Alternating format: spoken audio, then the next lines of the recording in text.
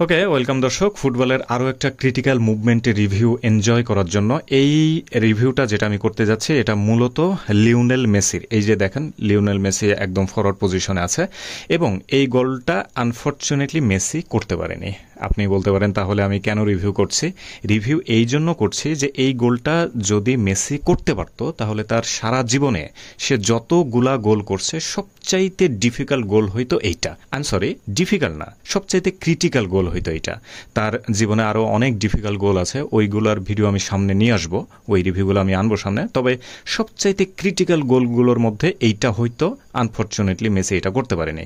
ওকে, আমি রিভিউতে যাচ্ছি। মেসি এইখানে বল নিয়ে দাঁড়িয়ে আছে, তাকে অ্যাটাক করার জন্য দেখেন কয়টা প্লেয়ার এখানে প্রেজেন্ট আছে, কয়টা আপনি একটু গুনে দেখেন, আমি হেল্প করতেছি। 1 2 3 4 5 6 7 8 9 and 10। দ্যাট মিনস তাকে অ্যাটাক করার জন্য সবাই মানে ফরওয়ার্ড পজিশন আছে এক্সেপ্ট দিস প্লেয়ার। সে এইখানে দাঁড়ায় দাঁড়ায় মজা নিচ্ছে, কারণ মেসিকে সামনাসামনি পেলেই তো তাকে আটকানো যায় না এত দূরে। তারপরে আবার সে লিওনেল মেসি, এত দূর থেকে তাকে আটকানোতে ইম্পসিবল, কাছে থেকে পারা যায় না। সো এইখানে মেসিকে আটকানোর জন্য 9 জন প্লেয়ার তাকে অ্যাটাক করতে যাচ্ছে।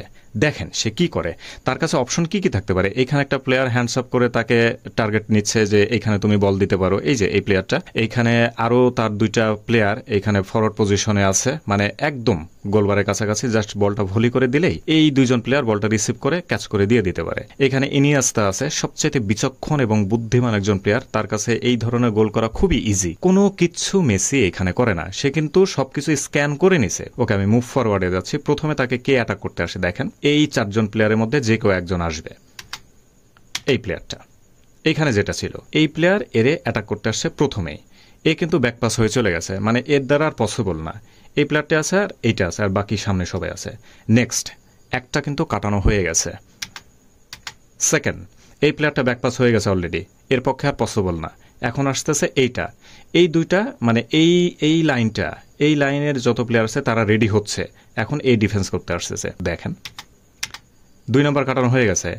এই 3 জন অলরেডি ব্যাকপাসে চলে আসছে, মানে এদের পক্ষে আর পসিবল না। বাকি থাকে এই 2 জন আর এই যে এই সামনের ম্যান। দেখি এরপরে কি করে। এই প্লেয়ারটা কিন্তু সামনে চলে গেছে। এখন মেসিকে আটকানোর জন্য প্লেয়ার আছে 4টা, 1 2 3 4। এরা কিন্তু ব্যাকে চলে আসছে, এদের দ্বারা পসিবল না। ওকে, নাও প্লে। এ কিন্তু হঠাৎ করে চলে আসছে, কারণ এই অ্যাঙ্গেলটা তার জন্য সুইটেবল ছিল, যার কারণে সে অ্যাটাক করতে চলে আসছে। এখন তার জন্য ডেঞ্জারাস 3টা প্লেয়ার। মেসির আর অন্য কোনো প্লেয়ারের এইখানে দরকার নাই। দেখেন এমন একটা জায়গায় সে চলে গেছে। আনফর্চুনেটলি এই গোলটা হয়নি, মানে গোলটা হইলে এত যে একটা ভালো লাগা কাজ করতো। ওকে, আরেকটা দেখি।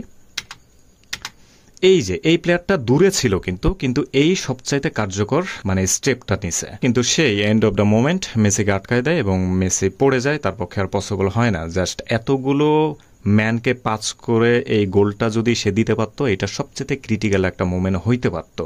অ্যান্ড আনফর্চুনেটলি বলবো নাকি ফর্চুনেটলি বলবো, এইখানে রেফারি বাঁশি দেয়নি, দিলে হয়তো বা একটা প্লান্টিক পাইতো, বাট এই সৌন্দর্যের পরিপূর্ণতা হইতো না।